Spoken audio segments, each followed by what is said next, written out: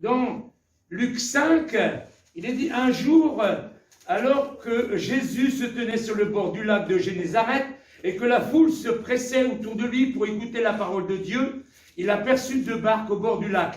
Les pêcheurs en étaient descendus et nettoyaient leurs filets. L'une de ces barques appartenait à Simon. Jésus y monta, et c'est pas par hasard, hein, et il lui demanda de s'éloigner un peu du rivage. Puis il s'assit dans la barque et se mit à enseigner la foule. Quand il finit de parler, il dit à Simon, « Avance vers le large, en eau profonde, puis toi et tes compagnons, vous jetterez vos filets pour pêcher. »« Maître, lui répondit Jésus, nous avons travaillé toute la nuit, nous n'avons rien pris. Mais puisque tu me le demandes, je jetterai le filet. » Ils les jetèrent et prirent tant de poissons que leurs filets menaçaient de se déchirer. Alors ils firent signe à leurs associés dans l'autre barque de venir les aider. Ceux-ci arrivèrent et leur remplit les 2 barques au point qu'elles enfonçaient. En voyant cela, Simon-Pierre se jeta aux pieds de Jésus et lui dit, « Seigneur, éloigne-toi de moi, car je suis un homme pécheur. » En effet, il était saisi d'effroi, ainsi que tous ses compagnons devant la pêche extraordinaire qu'il venait de faire. Il en était de même de Jacques et de Jean, fils de Zébédée, les associés de Simon. Alors Jésus dit à Simon, « N'aie pas peur, à partir de maintenant, tu seras pêcheur d'hommes. » Dès qu'ils eurent ramené leur bateau au rivage, ils laissèrent tout et le suivirent. Les amis, Dieu connaît votre cœur et il sait qu'est-ce qu'il va faire avec vous. Avant que vous soyez nés, Dieu connaissait votre destinée. Et si vous reprenez l'Ancien Testament, vous pouvez prendre tous les prophètes, hein, et à chaque fois, il dit « Je te connaissais ». Et Dieu connaît. Et moi, c'est pour ça que je suis malheureux et que je suis un évangéliste. Parce que Dieu a des projets de paix et non de malheur pour chaque habitant de la terre. Mais le travail du diable, c'est que les gens ne se convertissent pas et qu'ils n'entrent pas dans leur destinée.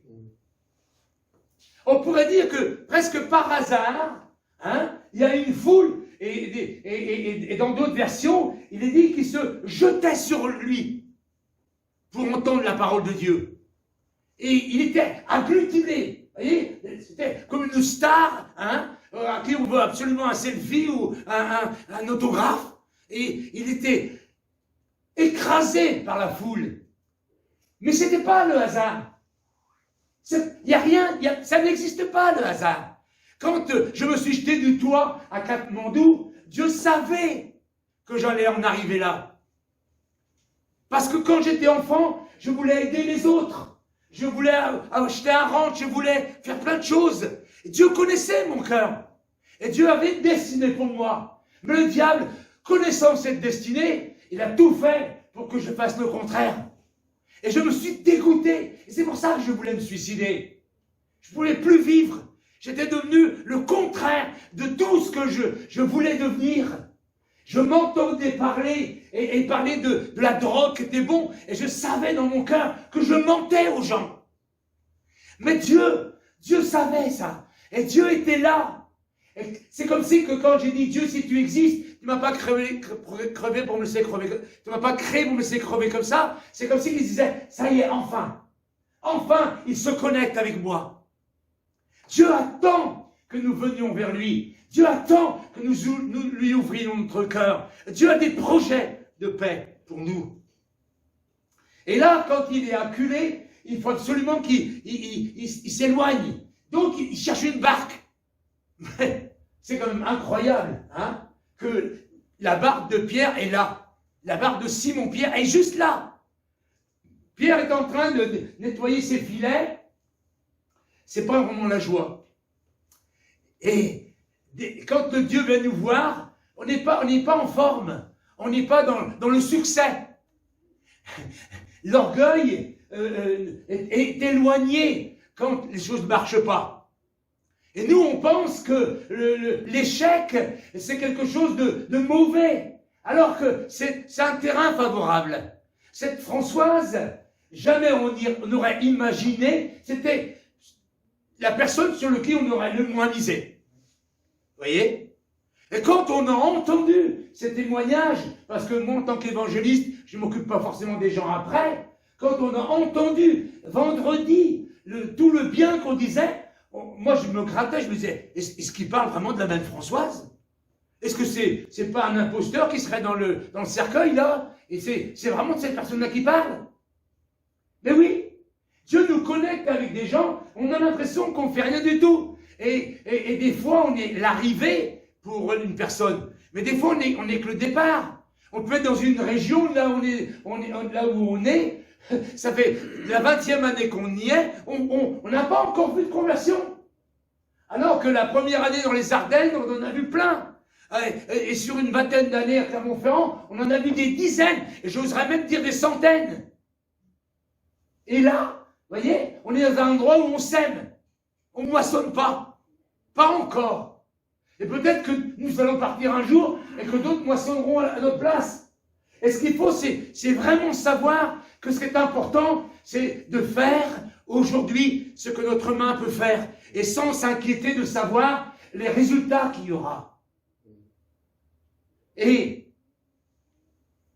quand le Seigneur Jésus monte dans la barque de Pierre, l'avenir de Pierre va être différent. Voyez? Et Pierre ne le sait pas. Pierre ne sait pas où ça va le mener.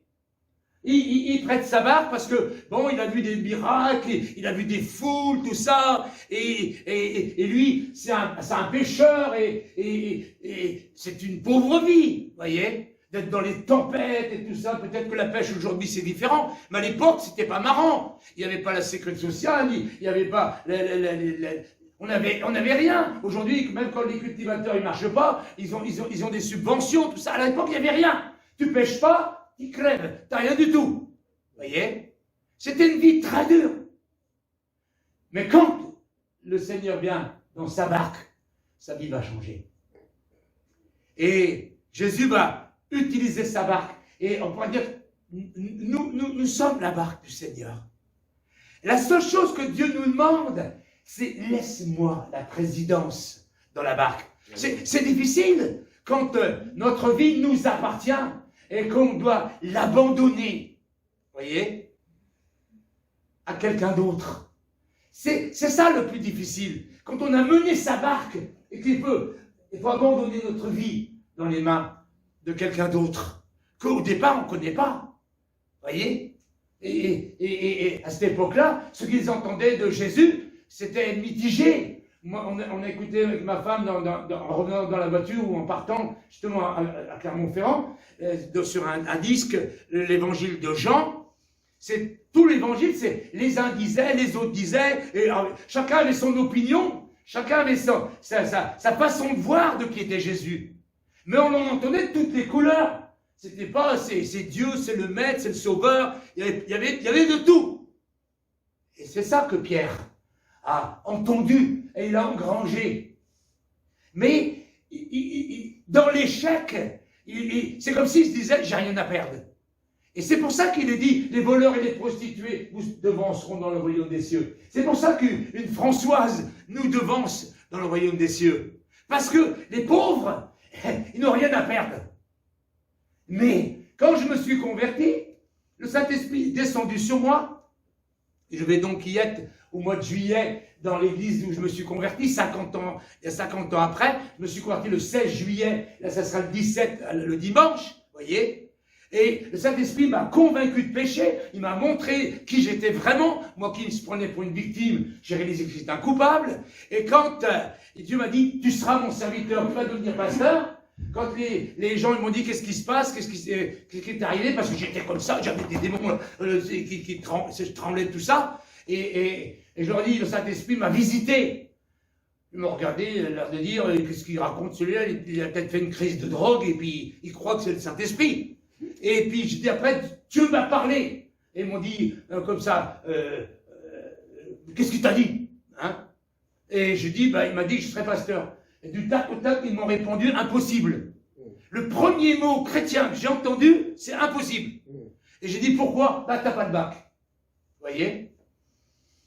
Mais c'est compréhensible. Les protestants suisses que c'était tous des médecins, des directeurs de banque, des PTT. C'était le gratin de la ville de Lausanne qui était là. Vous voyez?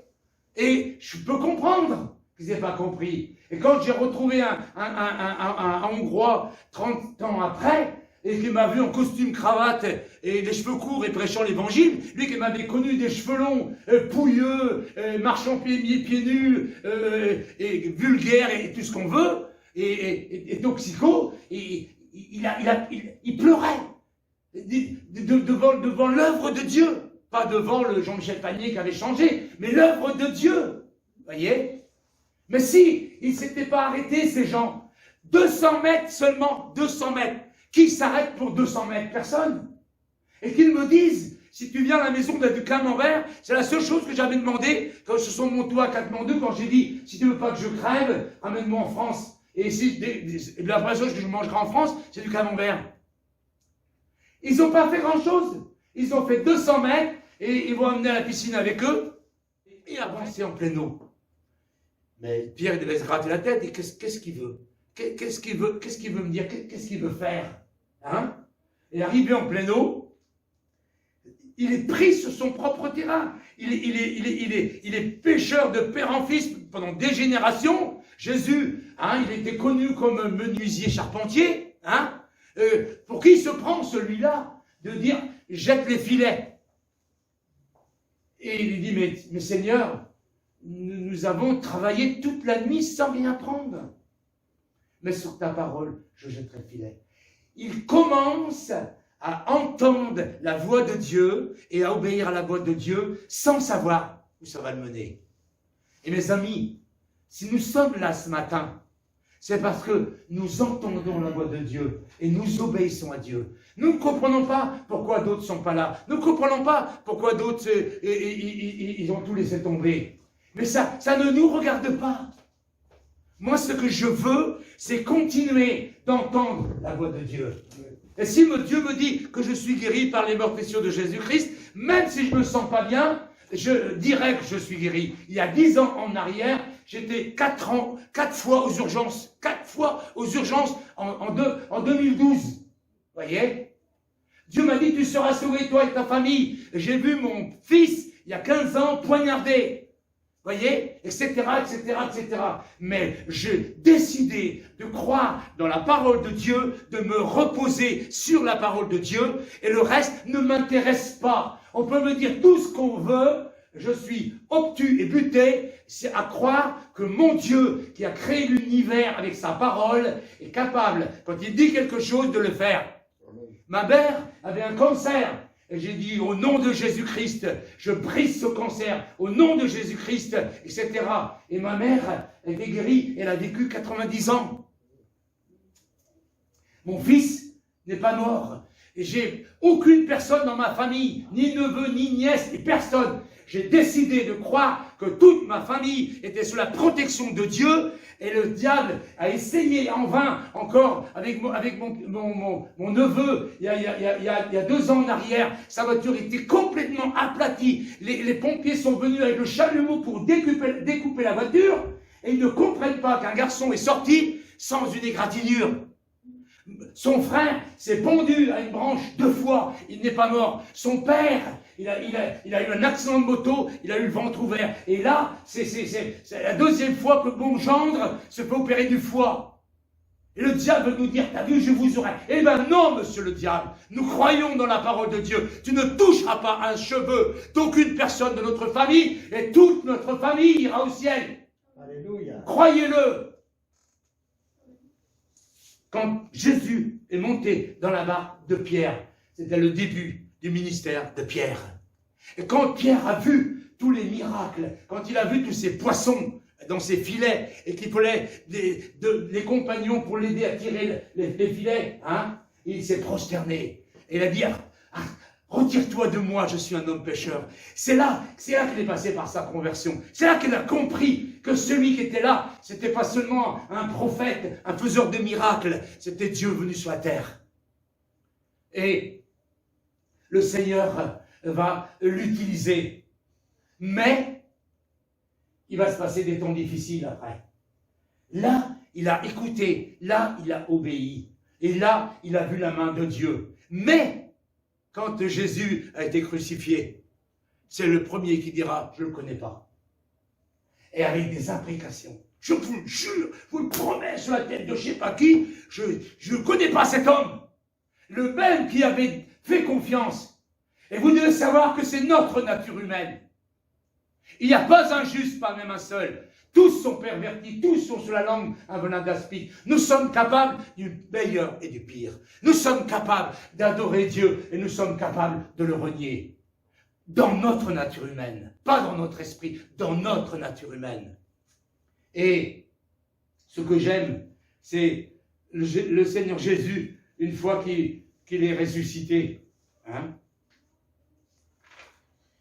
Jean 21, verset 3. Simon-Pierre dit aux autres, « Je m'en vais pêcher. Nous aussi, nous y allons avec toi, lui dirent-ils. La nuit s'écroula sans qu'ils attrapent un seul poisson. » Ça recommence. Vous voyez? Ça, c'est après la résurrection. Après qu'il ait renié 3 fois le Seigneur.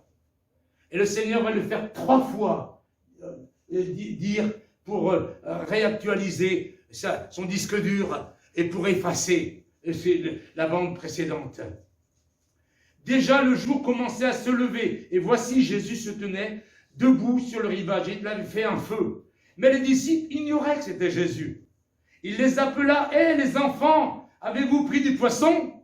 Vous voyez notre Seigneur, plein d'humour, il sait très bien qu'ils n'ont rien pris, mais il veut les guérir. Et le Seigneur, il sait qu'un jour tu vas faire des merveilles, et tu vas te prosterner, et tu vas dire « Mon Seigneur est mon Dieu », et il sait que le lendemain, et tu vas le renier et faire des choses. Et je rends grâce à Dieu de ce que, quand je suis arrivé à Clermont-Ferrand, j'ai dit au diable, ici, il y en a un de trop, c'est toi qui partiras. Et c'est moi qui est parti. Vous voyez? Et je suis parti la queue entre les jambes, dans la défaite la plus totale. Et j'étais malheureux. Et je rends grâce à Dieu vendredi de ce qui m'a ramené et qui m'a guéri complètement. Et il m'a dit, c'est comme si Dieu me disait vendredi, regarde le travail, regarde cette église qu'il y a, regarde ces 150 chaises, regarde ce serviteur de Dieu et qui a écrit 5 livres, regarde, c'est ton travail, c'est votre travail. Amen. Mais pendant 20 ans, j'étais en train de me dire échec, échec, échec, échec. Mais Dieu ne nous laisse pas dans l'échec. Il sait très bien de quoi nous sommes faits. Et il sait très bien comment nous transformer. Il sait très bien comment nous guérir. Et nous pouvons lui faire confiance.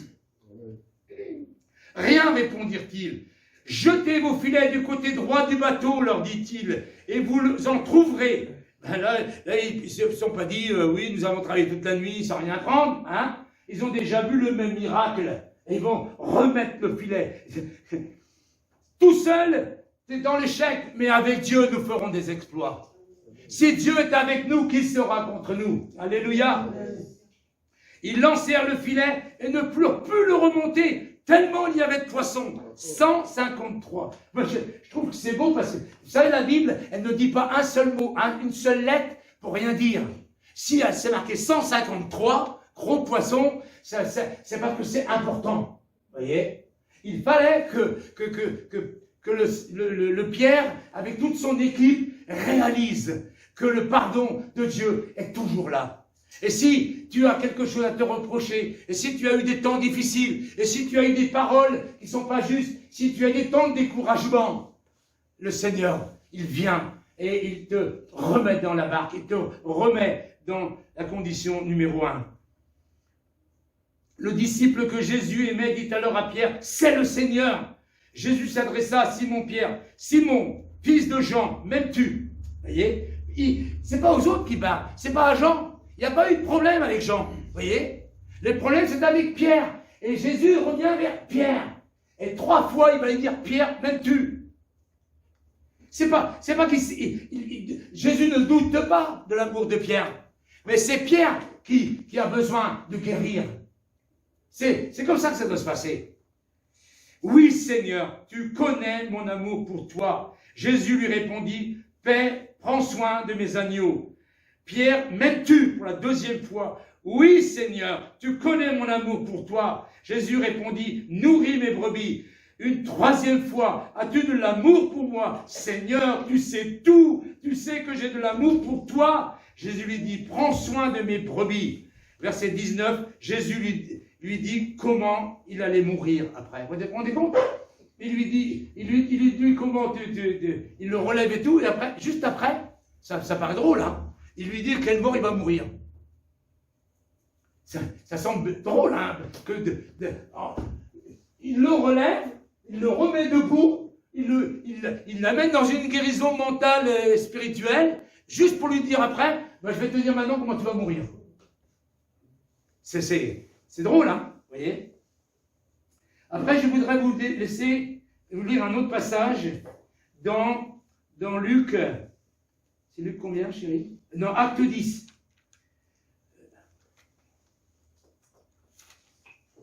Nous avons là encore un autre Pierre.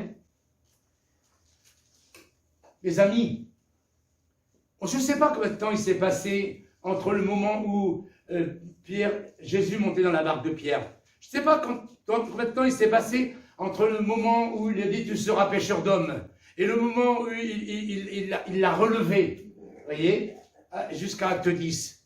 Mais c'est le même Jésus et c'est le même Pierre. À Césarée vivait un officier romain nommé Corneille, qui avait un poste de commandant dans la cohorte appelée l'Italique. Il était pieux, il adorait Dieu, avec tous les gens de sa maison. Il était généreux avec les pauvres du peuple et priait Dieu en tout temps. Un jour, vers 3 heures de l'après-midi, il eut une vision. Il vit distinctement un ange de Dieu qui entrait chez lui et qui lui dit « Corneille ». Corneille le regarda en tremblant et lui demanda « Qu'y a-t-il, Seigneur ?» L'ange lui répondit « Tes prières et tes largesses envers les pauvres ont été accueillies par Dieu qui est intervenu en ta faveur. » Vous voyez? Et là, c'est la porte des païens qui est ouverte. Ça veut dire que ce passage-là, c'est notre conversion à nous. Avant ce passage-là, il n'y avait pas de païens qui se convertissaient. Il n'y avait que des juifs. Vous voyez? Et c'est le même Pierre qui a renié Jésus qui va être utilisé. Pourquoi? Certainement parce que c'est celui qui a été le plus humilié et qui est prêt le plus à écouter la voix de Dieu. Il savait très bien que sans comprendre, chaque fois qu'il obéissait à Dieu, il se passait un miracle. La première fois, quand il a jeté les filets, il y avait des poissons. La deuxième fois, il y avait des poissons. Chaque fois, il a appris que quand Dieu dit quelque chose, il se passe quelque chose. Imaginez, j'avais 25 ans quand j'étais jeté des Ardennes, 25-26 ans, et j'en avais 27 quand je suis arrivé à Clermont-Ferrand. J'étais un gamin.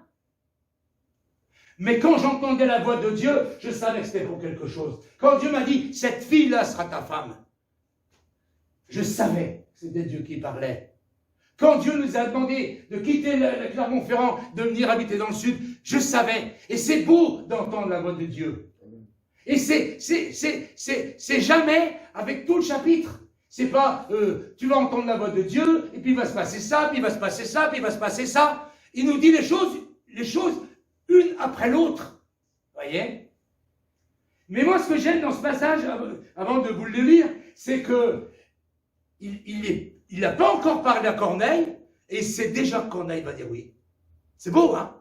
Parce qu'il est dit, l'ange répondit, tes prières et tes largesses envers les pauvres ont été accueillies par Dieu, il est intervenu en ta faveur. C'est pourquoi maintenant envoie des hommes à Jaffa pour faire venir ici un certain Simon que l'on surnomme Pierre. Il loge chez un autre Simon, un tanneur, qui habite une maison près de la mer.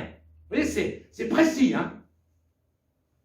En réalité, le païen Corneille, hein, il a une foi toute simple. Il n'a pas du tout une foi compliquée. Et il sait très bien que le Dieu qu'il sert, qu'il ne connaît pas encore, s'il lui parle, ça va se passer. Dès que l'ange qui venait de lui parler fut parti, Corneille appela 2 de ses serviteurs et l'un des soldats affectés à son service, qui était un homme pieux, il leur raconta tout ce qui venait de se passer et les envoya à Jaffa. Vous voyez, il n'est pas en train de se justifier. Oui, excusez-moi, j'ai vu un ange. Oui, je comprends que vous y croyez pas. Je comprends que vous pensez que je délire, que je suis un soldat romain et puis que c'est pas possible. Vous voyez? Non. Vous voyez, il n'y a pas du tout de doute dans le cœur de Corneille. Et Corneille, en plus, c'est un homme aimé. Il n'y a pas du tout de doute dans ceux qui reçoivent le message. Vous voyez? Il y a une bonne ambiance dans cette équipe. Le lendemain, tandis qu'ils étaient en chemin, vous voyez, donc c'est le lendemain que ça va se passer. Donc Corneille, Pierre, n'a pas encore entendu.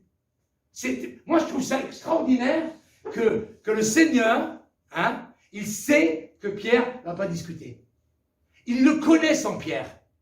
Et c'est ça qui est merveilleux. Nous sommes passés par des temps difficiles. Nous avons vécu des moments de rébellion, des moments de découragement. Mais quand Dieu fait quelque chose ou dit quelque chose, il sait que ça va marcher.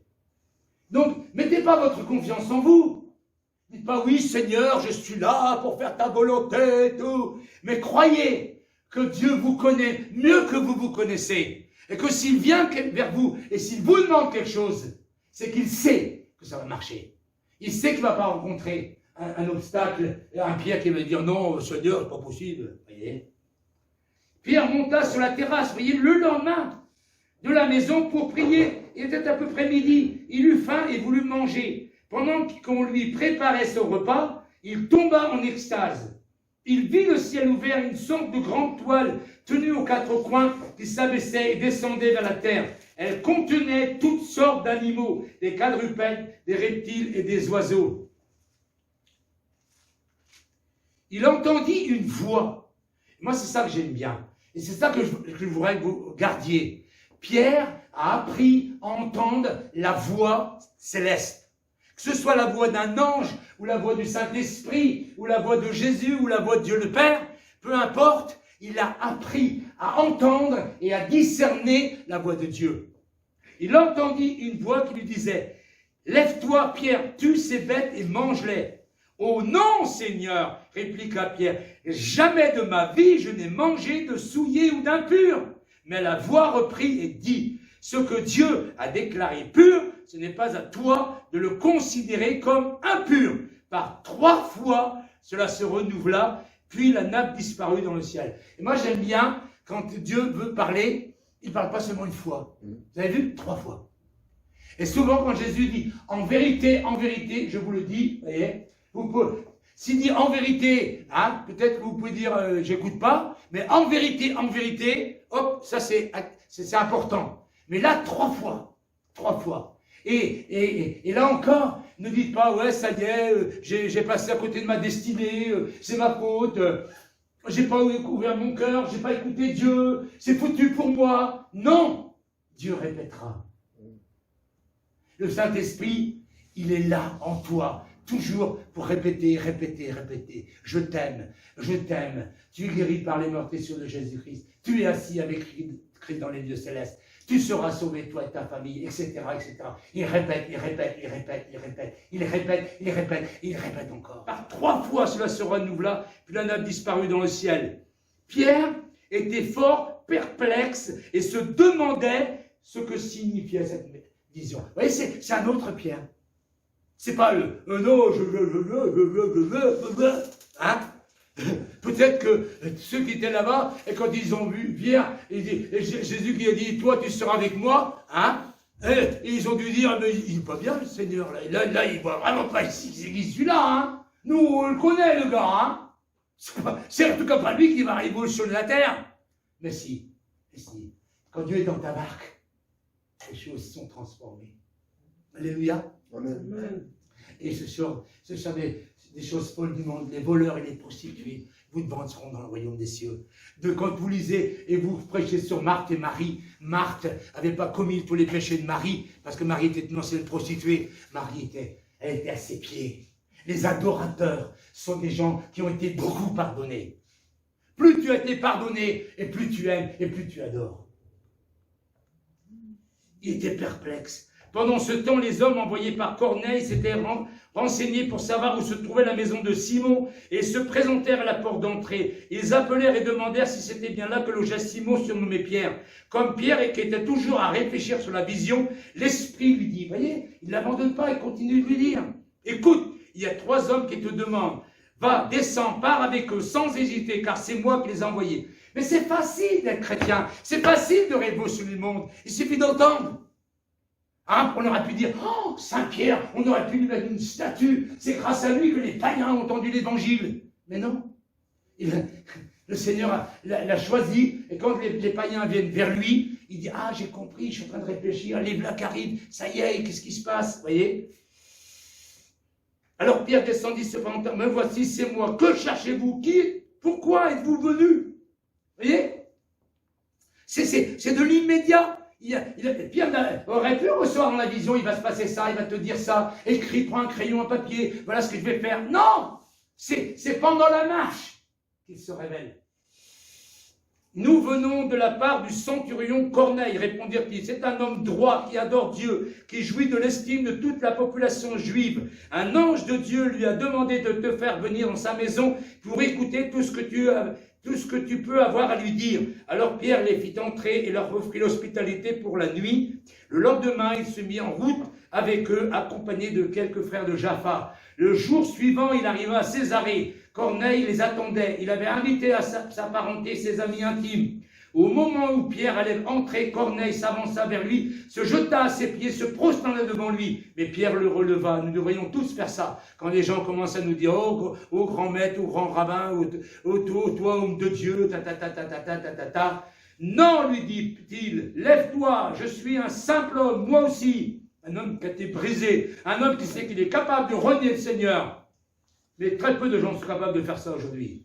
Puis tout en s'entretenant avec lui, il entra dans la maison et découvrit les nombreuses personnes qui y étaient réunies. Il leur dit, vous savez que la loi interdit à un juif de fréquenter un étranger ou d'entrer chez lui. Mais Dieu m'a fait comprendre qu'il ne faut pas considérer aucun être humain comme souillé ou impur. Voilà pourquoi je n'ai fait aucune difficulté pour venir et quand vous m'avez appelé. À présent, puis-je savoir pour quelle raison vous m'avez fait venir? Vous voyez, il ne sait toujours pas. Il est là, il y a plein de monde, il ne sait toujours pas. Corneille lui répondit, il y a 3 jours à peu près à cette heure, j'étais chez moi en train de faire la prière. De 3 heures de l'après-midi, soudain un homme aux habits resplendissants s'est présenté devant moi et m'a dit, Corneille, ta prière a été entendue et Dieu a tenu compte des secours et que tu as apportés aux pauvres. Envoie donc des hommes à Jaffa pour inviter Simon, que l'on surnomme Pierre, à venir ici. Il loge chez un autre Simon, un tanneur, qui habite dans une maison près de la mer. Par conséquent, je t'ai donc immédiatement envoyé chercher et je te remercie d'avoir bien voulu venir. Nous voici donc maintenant tous ici, devant toi, prêts à écouter tout ce que le Seigneur t'a chargé de nous dire. C'est facile, hein? Il n'y a pas d'héroïsme, hein? Il n'y a pas de grand pasteur, de grand serviteur. Il faut arrêter ce mélange d'idolâtrie. Alors Pierre prit la parole et lui dit, maintenant je me rends vraiment compte que Dieu ne fait aucune différence entre les hommes. Au contraire, dans toute nation, tout homme qui le révère et qui fait ce qui lui est juste, lui est agréable. Il a adressé sa parole aux Israélites pour leur annoncer la paix par Jésus-Christ qui est le Sauveur, le Seigneur de tous les hommes. Vous savez ce qui s'est passé, à commencer par la Galilée, puis dans toute la Judée, après que Jean ait appelé les foules à se faire baptiser. Ensuite, Dieu a oint Jésus de Nazareth en répandant sur lui la puissance du Saint-Esprit. Celui-ci a parcouru le pays en faisant le bien et en guérissant tous ceux qui étaient tombés sous le pouvoir du diable, car Dieu était avec lui. Nous sommes les témoins de tout ce qu'il a fait dans le pays des Juifs et à Jérusalem, et où ils l'ont mis à mort en le clouant à la croix. Mais Dieu l'a ramené à la vie le 3e jour et lui a donné de se montrer vivant, non à tout le peuple, mais aux témoins que Dieu lui avait lui-même choisi d'avance, c'est-à-dire à nous. Et nous avons mangé et bu avec lui après sa résurrection d'entre les morts. Jésus nous a donné l'ordre de prêcher au peuple juif et de proclamer que c'est lui que Dieu a désigné pour juger les vivants et les morts. Tous les prophètes ont parlé de lui en disant que tout homme qui croit en lui reçoit le pardon de ses péchés. Vous voyez, il dit simplement ce qu'il sait.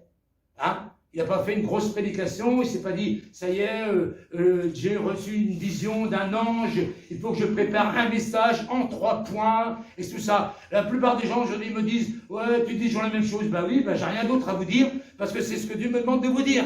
Et puis, si des portes se ferment, je m'en fous, parce que Dieu en ouvrira d'autres. Et le jour que aucune porte s'ouvrira, j'irai dans la rue et je le prêcherai dans la rue. Vous voyez? Parce que nous avons tous reçu quelque chose. Nous sommes tous complémentaires. C'est sûr que si on entend tout le temps la même personne, ça finit par être un peu rasoir. Et c'est pour ça que nous avons besoin d'entendre les uns et les autres qui ont reçu des pensées et des ministères différents et complémentaires. Amen. Amen.